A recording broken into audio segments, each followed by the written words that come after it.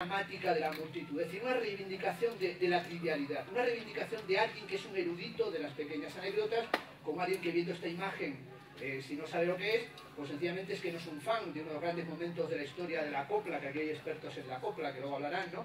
Como el momento en el que Lola Flores dice aquello de si me queréis, irse.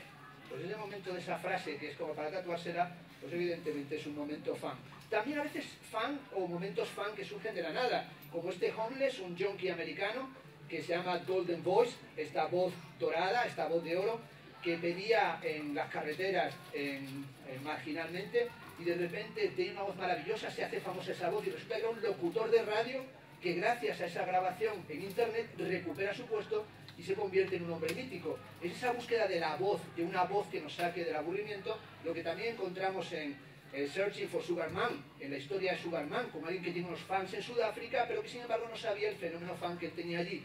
O también la búsqueda de la voz, esa obsesión por la voz, por la cultura del karaoke, por el karaoke kid, por el karaoke infantil, que se asocia al programa La Voz y también, por supuesto, al flamenquito, a este nuevo camarón de la isla que no ganó, pero que sin embargo dejó fascinado a todo el mundo desde el primer minuto. Bueno, aquí no se ve bien, pero dicen, me engañó otra vez, no era un avión, era una cucharada con puré. Bueno, este es el momento siempre fundamental, ¿no? Ahí viene un avión y cuando abres la boca te meten una cucharada de puré. Y eso, claro, eso es el momento fan. ¿Crees que te va a venir un avión, el Concorde, y llega una cucharada con puré? Este es el Charlie, aquel que muerde el dedo a su hermano. Apenas le había mordido el dedo a su hermano, le fabricaron una camiseta y el niño iba con la camiseta Charlie Beats Me, es decir, se estaba mordiendo a sí mismo, es decir, hacía propaganda de su actitud de morder la mano de su hermano.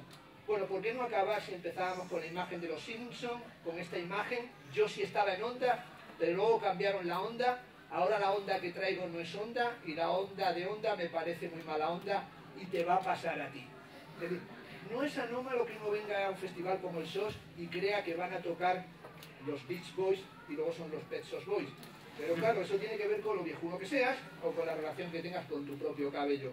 Bueno, gracias por su atención, sé que lo hice perfecto. Bueno,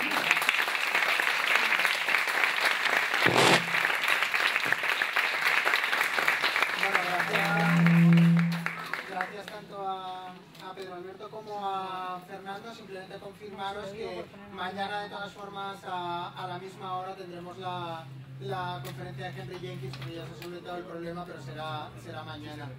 Creo que han salido muchos temas y a mí hay algunos que desde luego me gustaría tratar de manera bastante intensa. Creo que hay uno de los puntos en común que creo que hay que discutir mucho. Por supuesto, me gustaría que vosotros también contribuyerais y en cuanto queráis participar, levantad la mano y procuraremos daros un micrófono de mano para poder intervenir. Hay una de las cuestiones que me parece muy importante y era precisamente esta relación que se establecía con el cuerpo, ¿no? Que tanto Pedro Alberto como tú, Fernando, hablabais de un cuerpo. Yo creo que siempre debe ser un cuerpo ampliado y un cuerpo precisamente muy, muy real. Porque si el cuerpo se ha venido hablando de alguna manera casi como lo que viene dado, ¿no? El fan de alguna manera señala muy bien que el cuerpo es siempre un cuerpo construido, ¿no? Y un cuerpo construido a través de diferentes elementos, a través de elementos que muchas veces pueden ser visibles, pero que desde luego son muy serios en sus planteamientos. Cuerpos que tienen que ver precisamente con esas extensiones que pueden ser las redes sociales, o el uso que se hace de las redes sociales en el fenómeno fandom, ¿no? Y las emociones que allí también se destacan, y también, por supuesto, todas aquellas prótesis. Siempre que esa imagen de Orlán siempre es una imagen tan potente y que siempre de alguna manera puede reivindicar aquellas imágenes o aquellas preguntas sobre lo adecuado, ¿no? ¿Qué cuerpo es el cuerpo adecuado? ¿Por qué nos reímos? ¿O por qué podemos, de alguna manera, señalar que un cuerpo puede ser mejor que otro, ¿no? O cómo se va construyendo, ¿no? A través de esas capas. Los fans, yo creo que incluso en la imagen más estereotipada del fan, se desvelan muchos elementos, ¿no? Se desvelan cómo a través de esos peinados, a través de esas transformaciones, de esas escenas, se construyen también otros elementos, ¿no? Entonces simplemente me gustaría empezar un poco con esto, ¿qué pensáis de ello, ¿no? Y estas emociones y estos cuerpos. Bueno, ¿ya? ¿Sí? Yo pienso que el cuerpo del fan no es un cuerpo sobrevenido. Es decir, he hablado antes de que el fandom se produce en una situación ociosa. Desde mi punto de vista, el cuerpo solo emerge cuando acaba su labor productiva. Esto, bueno, yo lo he repetido muchas veces, diariamente no somos conscientes de nuestro cuerpo porque funciona de manera mecánica y en tanto que mecánica, invisible. El cuerpo es algo que nos permite realizar cosas. Por lo tanto, es un instrumento. Y el instrumento se invisibiliza en función del efecto y de las consecuencias que genera. Solamente cuando esa productividad, por X razones, esa parte maldita de la que hablaba Bataille, eso que no sirve para nada, el cuerpo del fan es un cuerpo que no sirve para nada, pero precisamente por eso supone una epifanía del cuerpo, solamente en esas situaciones podemos hablar de una corporeidad desde mi punto de vista. Y también hay un aspecto que se da por supuesto y que yo no lo tengo tan claro. Habitualmente, y por eso se ha siempre estereotipado al fan como una entidad alienada, se considera que el fan se dedica exclusivamente a seguir determinados parámetros estéticos, ideológicos, visuales, como queramos llamarlo, que viene dado como consecuencia de la estrella del individuo famoso. La cuestión es, ¿quién construye a quién? ¿La estrella al fan o el fan con sus exigencias y expectativas a la estrella? Realmente es un ámbito absolutamente contaminado en donde ese proceso de construcción ya no es unilateral, sino es bilateral y se produce en las dos direcciones. De ahí que muchas veces tuviéramos que reconsiderar la carga emocional y apasionada del fan y, en definitiva, las pasiones y las emociones no como un estado de pasividad, sino también como un estado proactivo que te invita a hacer y a construir cosas. Evidentemente todo está construido, pero también partimos del hecho de que una situación fanática es performativa y efímera. Yo no considero que el fan sea un relato continuado en cualquier situación.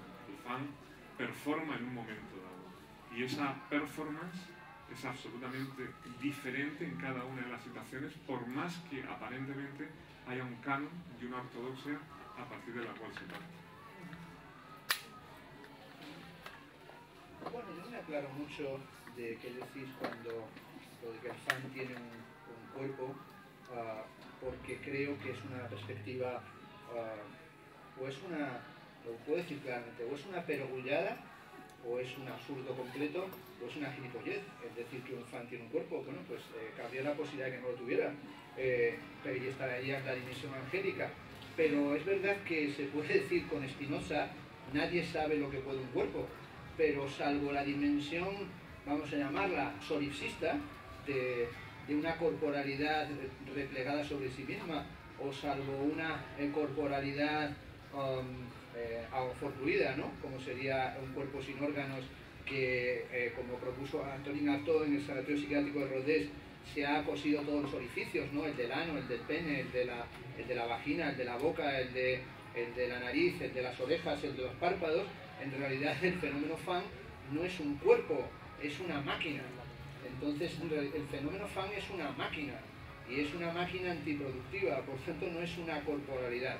Cualquier, no digo filosofía, sociología, hasta mínima experiencia emocional del fenómeno fan lleva a darse cuenta que es una experiencia maquínica, en el sentido de Deleuze y Guattari. Es una máquina que pretende ser nómada, sin embargo es una máquina sedentarizante, es una máquina institucionalizante, es una máquina, como vemos hoy, textualizadora, es una máquina narcisista, es una máquina obscena, pero en cualquier caso, si uno quisiera hacer un poco de sociología, el fenómeno fan tiene que ver con lo que analizó Elias Canetti cuando habló de masa y poder, o del poder que las masas tienen. Y esa dimensión del fan como fenómeno es un fenómeno de la configuración de las masas. Hay dos formas de las masas, o de la masa, de la muta, que es la masa aglutinante o la masa en fuga.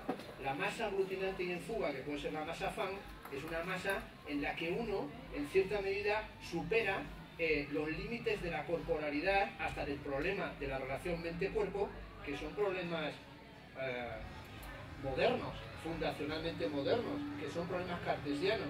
Por lo tanto, hablar del fan como alguien que tiene un cuerpo, ya digo, salvo que uno diga me toco y toco mi cuerpo, o uno piense que eso está emocionado, tiene pasiones, no me interesa. Sobre todo, bueno, en el fondo cada uno tiene con el fan una relación maquínica, deseante, colectiva, sectarizante, en el momento, en la medida en que el fan, y el propio origen del término fan, es fanfanus, ¿no? El que pertenece a una devoción, el que pertenece a una congregación, el que pertenece a un templo. Y la propia evolución del término fan, desde el latín hasta el inglés, nos va hablando de la estructuración en una colectividad. Esa reivindicación de la corporalidad creo que es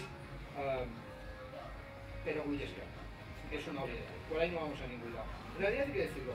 El fan es un fenómeno maquínico que adquiere una dimensión virtual contemporánea en la que permite conectividades nuevas y el fan tiene una necesidad acuciante de conectarse para conseguir esa hiperconectividad, articularse en dispositivos mecánicos y maquínicos expandidos.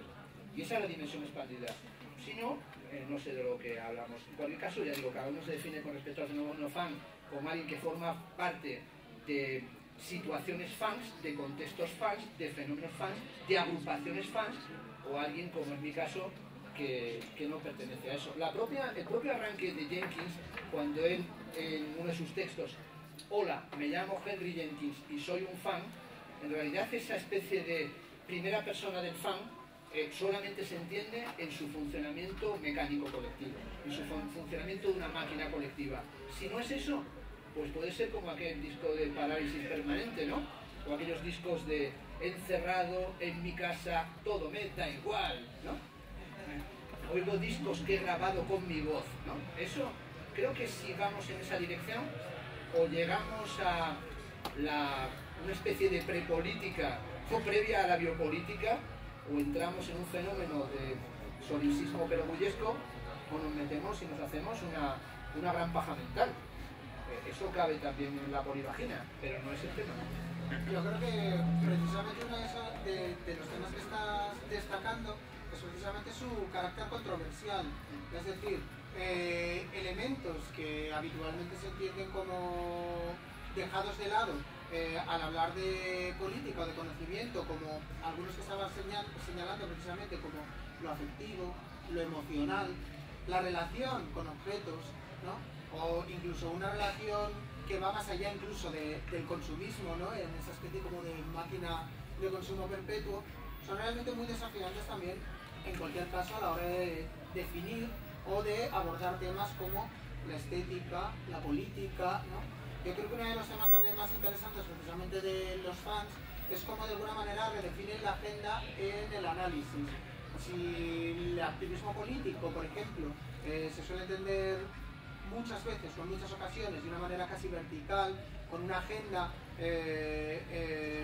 muy señalada, los fans, o el análisis que se puede hacer de la figura del fan, hace que esa agenda se redefina de manera continua, porque puede que no tuvieran en cuenta algunos elementos, pero que sin embargo se dan. Pongo un ejemplo muy rápido con casi muchos de los elementos que has dicho: lo mecánico, lo repetitivo, o incluso lo esperado, ¿no? Por así decirlo.